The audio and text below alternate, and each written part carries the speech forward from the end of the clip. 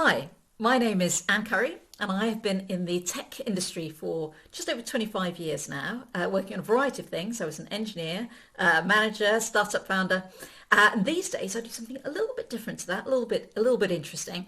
I am currently a visiting lecturer in tech ethics and responsible technology at the University of Hertfordshire. And today, what I'm going to talk to you about is secure, lower risk, and more and greener, more ethical hosting. So we're going to start with the first lecture that I gave, and I gave this lecture for the first time last week at the University of Hertfordshire, which is what is the 101 of being ethical when it comes to technology use? And it's don't break the law. So we're talking about hosting now. If we're saying don't break the law when it comes to hosting, there are a couple of things that immediately spring to mind. Obviously, the GDPR, security, contracts, but all of the main cloud hosts, and I'm going to be talking here primarily about Microsoft, Google, and Amazon.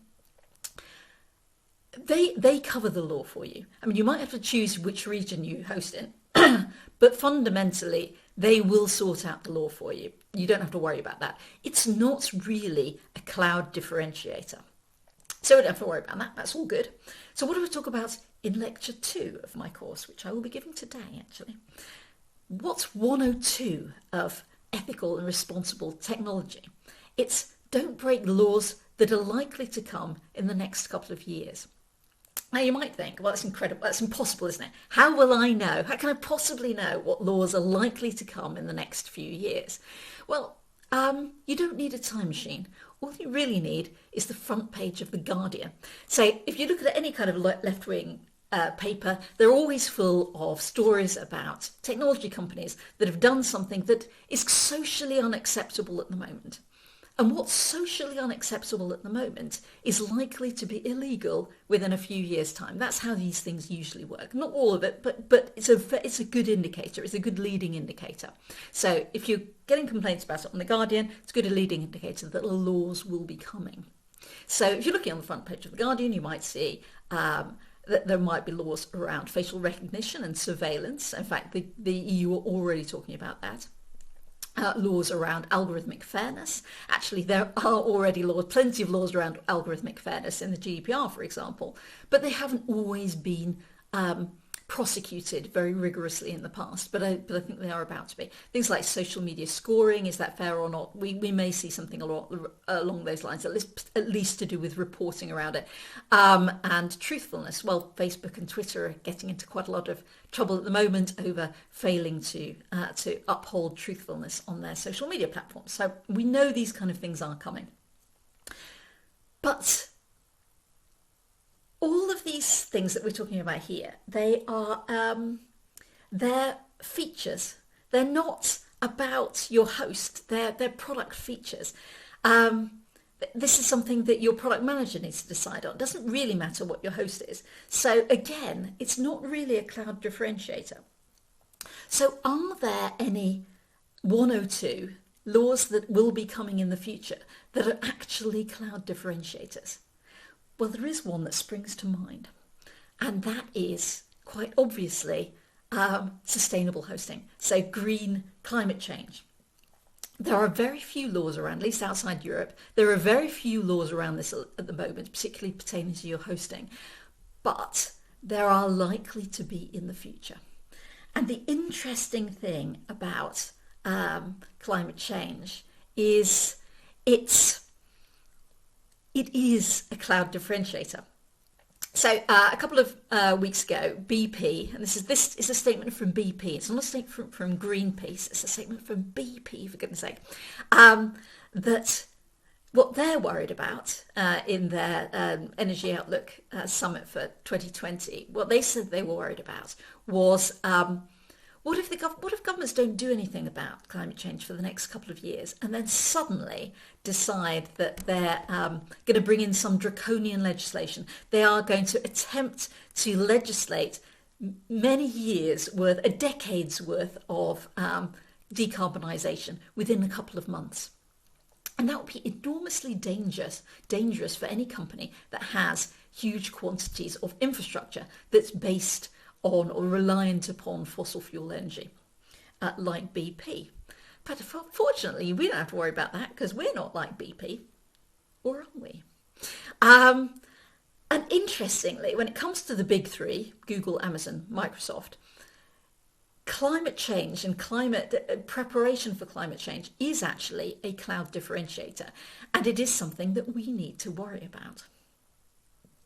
And it's what we need to worry about it because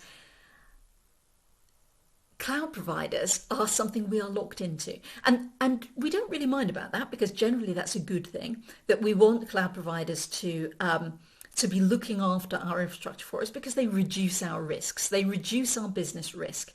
They're generally better at doing it. But when it comes to climate change, are they reducing that risk enough? Are they doing a good job at protecting your business from risk? Because the thing about being locked in is that when you're locked into a provider, their risk is your risk. And that is rather an important thing to remember. Their risk is your risk. So if they're taking risks, you need to know about it and you need to act to mitigate them. So what are we talking about here? Well, let's step back and talk about in general, what are we talking about? The 101 of being climate aware is being carbon neutral. And that it really is the 101. It's the easiest to do. And really, if you're not already doing it, you should be. The idea with carbon neutral is you're basically putting exactly the same carbon that you always have into the air, but you're buying offsets for it. So you're paying somebody else to draw it down by planting trees, or you're paying for somebody else to supply renewable energy to another person who would have put carbon into the air and now doesn't have to. So you're paying someone to build wind farms or something. So carbon neutral, it is necessary, but it's not sufficient. It is very good. It's a good starting point, but it is not where we need to be. If we'd done this, if everyone was carbon neutral 20 years ago, we could have been here. It would have been fine, wouldn't need to do anything else. But we haven't, we didn't, we were too late. And so things have become a lot more difficult. We can't just rely on being carbon neutral to get that. So what everybody is talking about now is being carbon zero. So the idea about being carbon zero is that you don't put any carbon into the atmosphere as part of your normal operations. So that means that you're running your services directly off renewable power. So maybe you're running off a wind farm, a local wind farm, or a solar panel on your roof. But that's quite hard. So that isn't always, unless you actually have a wind farm connected to your plants, which some of the cloud providers do and are looking at doing. Unless you're doing that, that's a bit difficult. So you are also allowed to do time matched on your local grid. So what you're saying there is that you are using electricity from your local grid, but you are guaranteeing that there is enough renewable energy going into the grid at exactly the same time for you and anybody else who wants it to take it out and run their applications on that. And that might mean you need to do some clever orchestration. So a lot of the cloud providers, Google, Borg, that kind of thing, they can make sure that their heavy loads are running at times when there is renewable energy available. And not when it isn't. So not in the middle of the night on a night where the wind isn't blowing. So carbon zero is interesting because it should be all that we need to do. And if we'd done this 10 years ago, maybe it would be all we needed to do. But it's too late now. Even if we turn all carbon emissions off tomorrow, which we're not going to do, unfortunately, it still wouldn't be enough. We've got too much locked in climate change. So we can't just rely on carbon zero. Enormously difficult as carbon zero is, and it really is tough, it's not enough.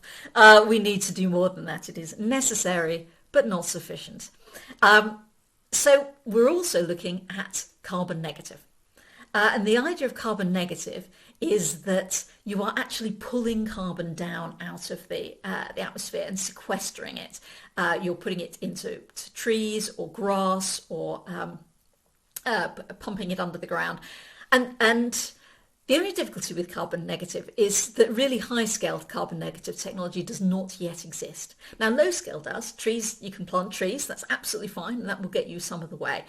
But carbon high scalable stuff that we are going to need, and we are going to need. This is not negotiable. We have to have this. I've spoken to climate scientists. We have to have this. It's still 10 years off. It's some way off, which means that we're going to need to do other things in the meantime to make sure that we don't get too far behind before these things come along.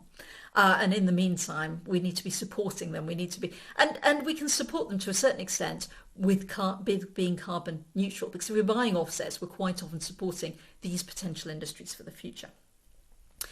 So that's what we're going for. That's what we like the look of. Carbon neutral today, carbon zero tomorrow, and carbon negative the day after. So where are the big three on this? Well, Google are fantastically ahead on it. They've done an amazing job on this. They've been carbon neutral through buying credits since 2007, which is ages ago. So they've done fantastically well. They have a target of being carbon zero across all their operations. So if you're hosting with them, you'll be carbon zero by 2030. And given where they are, I would say that they are it's very low risk that they won't achieve that. I feel very confident about that. And they are already carbon negative. And what most companies are considering as carbon negative is that they have bought offsets or have offsets or drawn down in some way all of the carbon emissions that they've produced through the lifetime of the company. And Google have already done that through buying offsets, and they announced that in September, which is great news. Because although offsets are not going to win it for us, they're still useful because they help to prime the business the carbon negative business that we'll need going down the road. So host with Google, fill your boots. I have no problem with you doing that. Microsoft. They were a little bit behind Google, but they are still doing extraordinarily well. They've been carbon neutral across their entire estate since 2014. They also have the same deadline of 2030 to be carbon zero across their estate. And in fact, they're a little bit more ambitious with that because they want to be carbon zero for their suppliers as well. So all good stuff. And they're making a big noise about it, which I like. And they have promised to be carbon negative, paid for all of their legacy emissions to be wiped out by 2030. It's a little bit sad because they announced 2030. They made a big hoo-ha and song and dance about these announcements earlier this year. And obviously Google got their nose was slightly put out of joint because they'd been ahead up until this point. So they announced that they'd already done the carbon negative. But I like to see that. I want to see some competition between these folk. I think that's where we need to be. We need some active competition here. So we're done, Google. We're done, Microsoft. So I have no problem with you. I think it's fairly low risk for you to host on Azure or on GCP. Amazon. Now, I love Amazon, but they have not done very well on this up until now. I think they've only just woken up to the risk. I think they've only just woken up to the risk that laws are going to be passed that are really going to put them in danger and therefore put you as customers in danger. So last year they made a big announcement that they are going to be carbon zero across AWS by 2030, not for the rest of Amazon until 2040. But they are not yet carbon neutral across AWS even. They have 4 carbon neutral regions, which are Ireland, Frankfurt, Oregon and Canada, where they buy offsets. But for the rest of their estates, they are not carbon neutral. So if your company wants to be carbon neutral, you're going to be in trouble if you're hosting anywhere other than those regions, because you're putting a lot of carbon into the air and you don't even know how much you're doing. So this is an issue, and we do need to be chasing on them. Now, last year they made a big song and dance about setting their new targets to be carbon zero. But they've got a lot of catching up to do, and it's going to be difficult for them to do it because how easy it is to go carbon zero is very dependent upon where your infrastructure happens to be. There are some places where it's much easier to source renewable energy than others. And Virginia is one of the places where it's very difficult. And 50% of Amazon's infrastructure is in Virginia, because obviously historically that's where the transatlantic cables came in, so that's where everybody put their data centers. But that's quite difficult. That is going to make life quite difficult for them. So I'm crossing my fingers for them. I'm really praying that they can get ahead and do this, but they are more risky than the others. And right now, the only places that you can, in good conscience, host on Amazon are Ireland, Frankfurt, Canada, and Oregon. So I really, really hope they catch up. But they're a risk. They are a risk. So why all these competing announcements that we're getting at the moment, which I love and think is fantastically good, because that will drive progress. Fundamentally, we're getting a lot of competing announcements because we have suddenly woken up. Customers have started to care about climate change and about the business risk of being locked into a company which is completely reliant on electricity, where they might struggle to get a reliable renewable supply. It's not unreasonable for us to feel a little bit concerned, because if there are two things that we as businesses are locked into, risk-wise, it's our planet and our cloud provider. We can't decouple ourselves from either of those parties. We need to de-risk them. And I'm just going to remind you again about the legal risks that we run if we don't start thinking about this stuff. That BP have pointed out that there is a significant chance of governments suddenly doing something knee-jerk in a couple of years' time when a terrible thing happens to the Statue of Liberty or something, and then everybody goes bananas. And if you think that can't happen, if you think that businesses can't go out of, can't suddenly disappear because of a sudden and vast change in society, well, think about COVID-19 and the aviation industry before you start thinking that you don't need to worry. So what's the plan? The plan, this isn't my plan, this is the world's plan. This is the plan that everybody seems to be following. 1, carbon neutral, offset. 2, carbon zero ASAP, certainly by 2030. And you can do that by picking and I would strongly recommend you do that by picking suppliers that are doing it for you. So you don't have to worry about it, because it would be very hard for you to do. So pick suppliers that will do this for you. And finally, carbon sequestration and carbon capture. That is coming, but it's not coming immediately, and we need to do the other things first. So don't hang your hopes on that and think that you'll be able to get away without doing more. You will have to do more. You will have to do these things earlier. So get cracking. Do it now. So what do you need to do? Think about which suppliers you're working with. Drive your suppliers, particularly if your suppliers are Amazon. You don't have to. This is. I'm not asking you to do anything actually oddly terribly difficult. Don't do anything yourself. Don't look at making your stuff more efficient, because the cloud providers are fantastic at efficiency. They can do that for you. Don't look at orchestrating your system so you only run during sunny periods. Get the cloud providers to do that for you. But what you do need to do is chase them to do it. Tell them that you care. I don't need you to walk the walk on this. I only need you to talk the talk. I want you to speak to your cloud provider contacts and say, this is something you really care about. This is something that matters to me. So that is coming up to the end of my talk. I'm going to say one last thing, which is that the other thing I do is I write hard science fiction novels that are all available on Amazon, the Panopticon series, and my number 5 will be out in time for Christmas. It'll be an excellent Christmas present. So thank you very much for listening. This is the end of my talk. I very much enjoyed doing it.